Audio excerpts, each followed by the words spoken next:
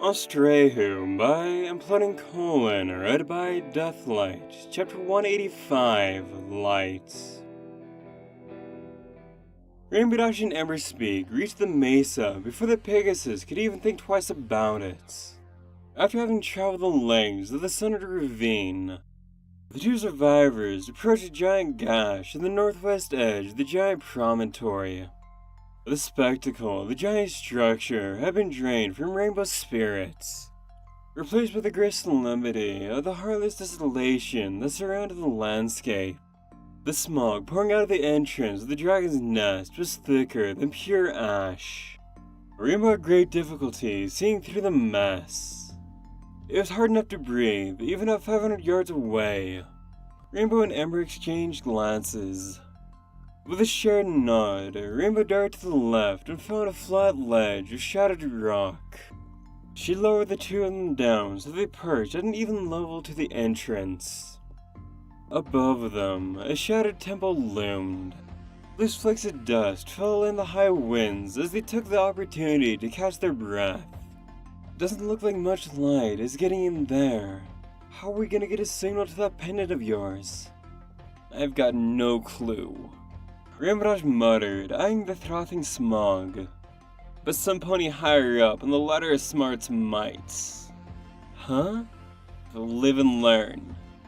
Thus said, Rainbow tilted her ruby pendant towards the dim lights, and rubbed her hoof in circles across the polished surface.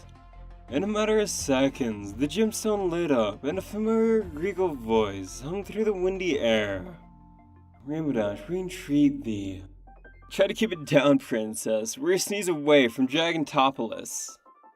Acknowledged. Art thou alone? Nope, I've got some pony here with me. Consider a backup. This is a most perilous endeavor. Is this pony certain that she desireth to assist thee? That I am, your highness. Ember Speak remarked, bowing to the winds. Rainbow smirked and rolled her eyes. We are happy that thou hast found the company of such polite equines, Rainbow Dash. I could really use a dash of politeness for what's about to happen. You ready to put your charm on a dragon queen? Fairly, Rainbow Dash. We are both ready. Good, 'cause Rainbow jerked in place, her face crunched up. Wait, what do you mean, we both? Ember Speak blinked. Huh? But I thought your princess always spoke like that. This is a dire situation, Rainbow Dash, and we saw it fit to incorporate all the wisdom available to us. To such an end, we have relocated ourselves within the Rift Sanctum. Our beloved sister is here as we speak. With our combined talents, we shall speak with the Dragon Matriarch and appeal to her better senses. Rainbow took a deep breath, her jaw clenched and nostrils flared. Ember glanced at her curiously. You mean the other princess is there too? That's a good thing, right? Would thou wish to speak with her, Rainbow Dash? Luna's voice began. First things first, princess. Rainbow snapped in a cold tone. The Dragon Queen's lair appears to be deep inside a giant mesa of rock. I doubt any of the moonlight can get inside. Thou feareth an inability to broadcast a magical communication? What do you think? There's silence on the other end of the ethereal conversation. After a brief moment, Luna's voice returned. With our sister here, we believe we have sufficient power to maintain a solid connection. Like how? By combining our strengths, we shall capture the moonlight that thou art exposed to presently. Our sister's light spells can keep us in contact for at least another 2 hours, even without exposure to the moon. Is there a drawback? Ember found herself asking out loud. After we cast the magic, thou must give the pendant a brief moment to calibrate our sister's light spell, and then we shall be able to communicate freely. Like how brief a moment? We're kind of running out of time as it is, your highness. Then we shall not tarry. Art thou prepared? Rainbow Dash gazed at Ember, took a deep breath, and nodded. Is now or never, princess. Indeed, when next we speak, we anticipate being in the presence of the matriarch. Be glad you can't smell her. Rainbow tilted her body up to get even more exposure to the moonlight. Ready when you are, give her the zap. The pendant went silent, then, slowly, a deep humming filled the air. Suddenly, a bright strobe of beams of shimmering energy burst out of the lightning bolt-shaped ruby. Ember's Peak gasped immediately. Why does it have to be so bright? This is the worst place for that! Shh. I'm sure it'll only last a second. Rainbow stopped mid-sentence, her ruby eyes twitching towards the horizon. What is it? Ember murmured in a panicked breath. Another dizzy spell? Rainbow Dash grabbed Ember's Peak and hoisted her up in the air viciously. Ha! Ember remarked, then fell silent as she saw several leathery shapes surging below. Rainbow was dragging her up towards the temple's level. She flew swiftly behind a slab of rock and dropped the two of them beyond view.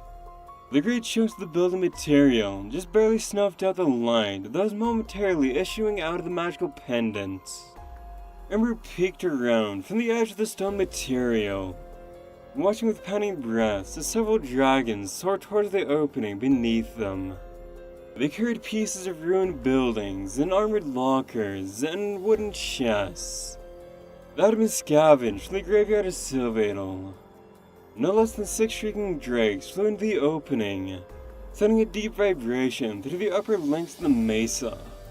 The last dragon, however, stopped in mid-air. Its slitted eyes squinted and blinked towards the heavens, catching the fringes of the solar spell emanating from Rainbow's pendants. Blessed elders, Ember murmured. Rainbow was already stripping of her saddlebag and planting the thing directly in front of her in a desperate attempt to blot out the lights. Just as she did so, the wind around the temple picked up. With a heavy slam, the dragon perched on the rock cropping above them, its talons digging into the sustained concrete just above the shivering heads. The temperature in the air was picking up. Sulfur and ash billowed in waves as the drake swung its snout around, nostrils flaring as it scanned the immediate ruins before it. After squinting, the creature grunted in impatience and kicked off the rubble, throwing a cloud of pebbles and dust onto the 2 acorns below. Ember suppressed the urge to cough. Rainbow Dash gritted her teeth, feeling the air grow colder as the dragon's flapping wings grew distant. She craned her neck and saw the monster flying a grand circle around the body of the mesa. As if searching the border stretches of the mountain for any signs of ponies. After several seconds, Rainbow lowered the saddlebag. The pendant had a dim glow to it now. She could feel the heat from the solar spell from deep within the flickering surface of the ruby lightning bolts. Looks like it's charged. Only a matter of time before we hear from the princesses again. Remind me, what's the name of little sister? Rainbow Dash ignored the question, instead glancing once more at the circling dragon and uttering, "We can't waste any more time. Who knows how many more dragon flocks are gonna rush into the entrance behind us?" What do you propose we do? They'll spot us at a distance, so long as that thing is glowing, even remotely. Then... Rainbow's eyes narrowed as she saw the dragon circling around one last time, and darting straight towards the entrance. We get closer. Huh? Ember's eyes went wide as Rainbow grabbed her, galloped over the edge of the temple, and dove straight down. Just then, the dragon was soaring through the smoggy opening. With perfect timing, Rainbow Dash flipped the 2 of them upside down, piercing the smoke, and gliding until the 2 of them were levitating just inches above the dragon's undulating spine. They kept with it, sandwiched between the creature's scales and the surface of the tunnel ceiling above, out of sight of the dragon, and yet within the gobble's distance. They stealthily entered the dark stomach of the mountain, where a deep, freezing heat awaited them with a crimson glow.